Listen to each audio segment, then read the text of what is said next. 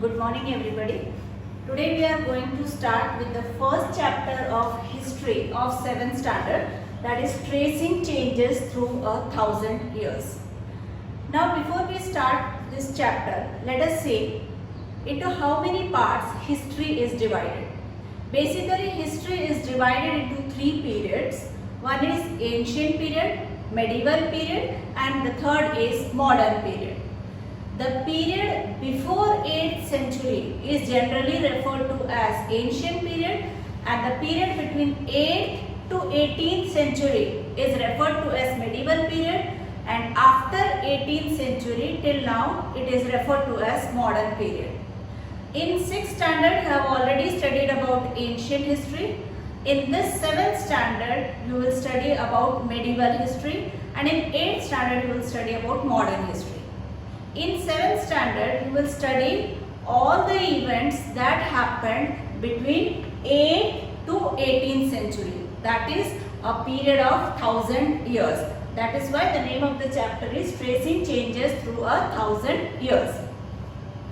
Now, one important concept of studying history or social science is map. So, let us start the chapter with 2 maps.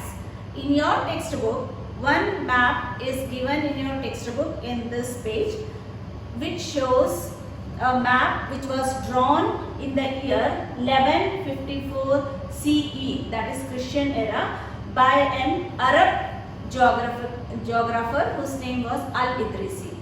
And there is one more map given in the next page. This map was drawn by a French cartographer in 1720. Now what are the difference between these 2 maps?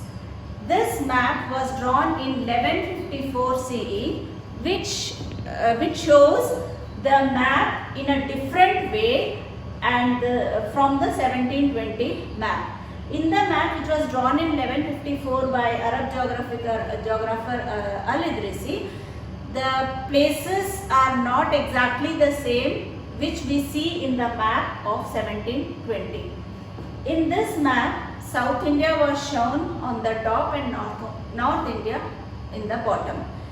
While the map which was used in 1720, the positions are exactly almost the same which we are using now.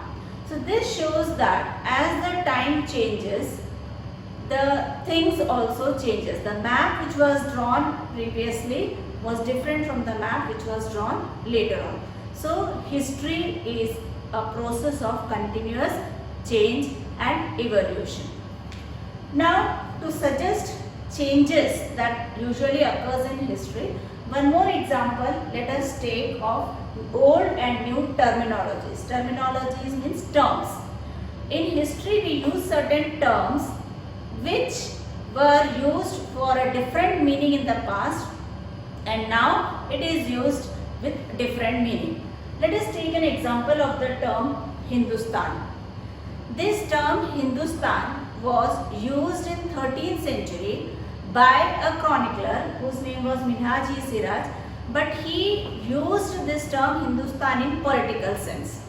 During the time of Delhi Sultanate, this term Hindustan was used for the areas which covered Delhi, nearby areas, Ganga, the areas covering Ganga and Yamuna. So only this much was the area where the Delhi Sultans ruled, so they termed it as Hindustan. But in 16th century, when Babur became the ruler, he used the term Hindustan for the geography of the whole Indian subcontinent along with the culture and fauna that means animals of Hindustan. So term Hindustan was used for culture, fauna and for the geography of the Indian subcontinent. Now this same term Hindustan was shortened and made Hind and was used by a famous poet Amir Khusro in his poems. So this term Hindustan went through so many changes from time to time. Same is the case with the term foreigner. The term foreigner always means outsider. But at that time, during the early medieval period, this term foreigner was used for anybody who is coming from outside their own village. Like a person who comes from city was called as a foreigner and he was a foreigner for village people. Similarly, those who are living in forest, for forest dwellers, anybody coming from village or town was a foreigner. But for us today, anybody coming from outside India is called as foreigner. So the term foreigner also went through changes. So history is all about changes. Maybe it is map, maybe it is about the terms used previously and now. Now the question arises, from where do we know about medieval history? In 6th standard you might have studied about ancient history and you know what are the sources of studying ancient history. In this chapter let us see what are the sources of medieval history. So I have listed all the sources alphabet wise. So let us go through this. Architecture is one of the source of medieval history. Many buildings were built during the medieval period. Most of them were built by the Mughals. So looking at the architecture, we can see what type of architecture was used, and so these architectures were brought from which country, whether it was Indo-Muslim architecture, whether it was Roman architecture or Gothic architecture. So this makes it clear that people made buildings with the influence of which country. So medieval history is one of the sources, architecture. Then second, coins. There are many coins, copper coins, gold coins, silver coins which are found, which gives us the detailed information about the rulers and the period from which they ruled. Then one of the other sources of history are documents. One is inscription. About the inscriptions you will study in the second chapter of history. You will study more about Uttarmerur inscription, which was found in Tamil Nadu during the Chola Empire and which gives details about the Chola Empire. Then there were many letters which were written from one king to another king, from one kingdom to another kingdom. So all these letters also are one of the source of history, which gives us the political, social and economic condition of the country. Similarly, the judicial records shows us what type of judgment was given, what type of punishment was given for what crime. So judicial records also give us a political and social condition of medieval India. Similarly, manuscripts. Maybe manuscripts were written before printing press was developed. So manuscripts are also were written on palm leaves and barks of trees. So these were one of the important sources of history. Then registers of accounts and taxes. Then textual records and teaching of saints were also some of the important sources of medieval history. All these sources are preserved in the archives. Now let us take one of the source of history, that is manuscript, and go little more detail into this topic. Now manuscripts were developed when printing press was not there. So the handwritten document is called as manuscripts. So manuscripts were very difficult to preserve and very difficult to write also. Because there was no printing press, multiple copies of manuscripts cannot be produced. So the kings appointed scribes. Scribes means those who will copy the manuscript. So scribes were appointed by the rulers to copy the manuscripts. But the problem with the scribes and copying was that once a manuscript is written and a scribe is copying it, if he makes any mistake in the copy, that will be circulated. Then if the copy of that is again copied by another scribe, he is likely to make one more mistake or few more mistakes. So the original manuscript and the third manuscript or the third copy of it or the fourth copy of it may have many changes. and the original manuscript may not be written in the copy.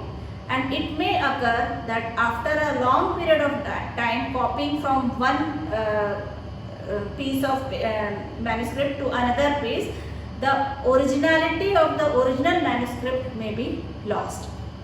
For example, Minhaj-e-Siraj, who was one of the chronicler, he wrote one manuscript in the year 1326, and after 2 years he wrote one more manuscript.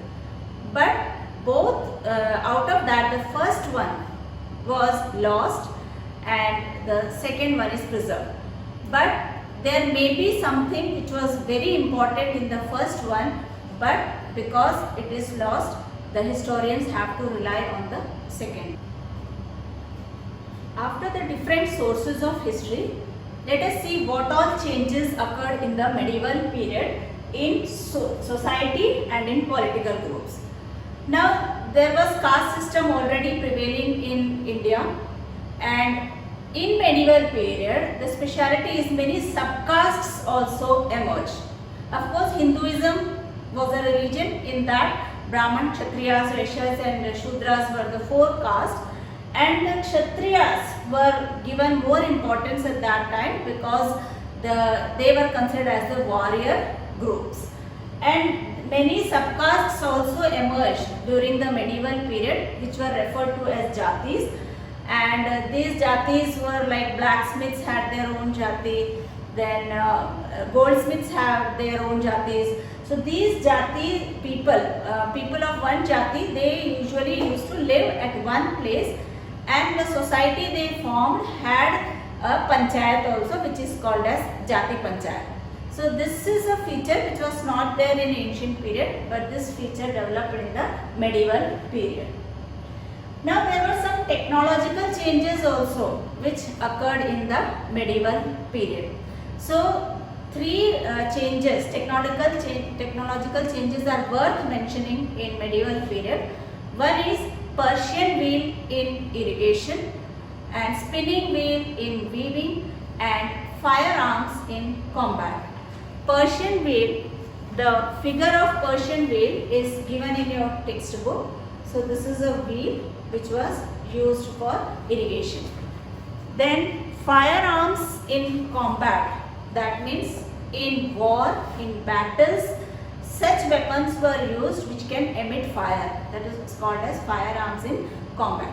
So these 3 are the major technological changes that occurred in the medieval period. Now, there were many new regions and empires also that emerged during the medieval period, about which you will study in the further chapters of 7th standard. So let us just mention the names of some of the regions and empires. So Cholas you might already have studied in 7th standard, but the Cholas revived themselves in the medieval period. So Chola Empire, then Delhi Sultans were ruling over Delhi, so we call it as Delhi Sultanate. Among them Khiljis and Tughlaqs were 2 great empires. Then Mughal Empire also came in medieval period. So about this we will study in further chapters. Apart from region and empire, there were some new religions also that appeared in the medieval period. Hinduism you have already studied in 6th standard. Hinduism came in ancient time itself. But some changes occurred in Hinduism in medieval period, like concept of bhakti movement emerged in the medieval period. Some saints were called as bhakti saints who emerged in Hinduism. Then priesthood and many rituals started appearing in Hinduism, about which also we will study in the later chapters. Then Quran came to India, brought by the merchants, Arab merchants, and so this Muslim religion also became part of India. So about Muslim religion and Sufis, all we will study in one of the chapters of history. So Hinduism and changes occurred in Hinduism, and a new religion called Islam came into existence.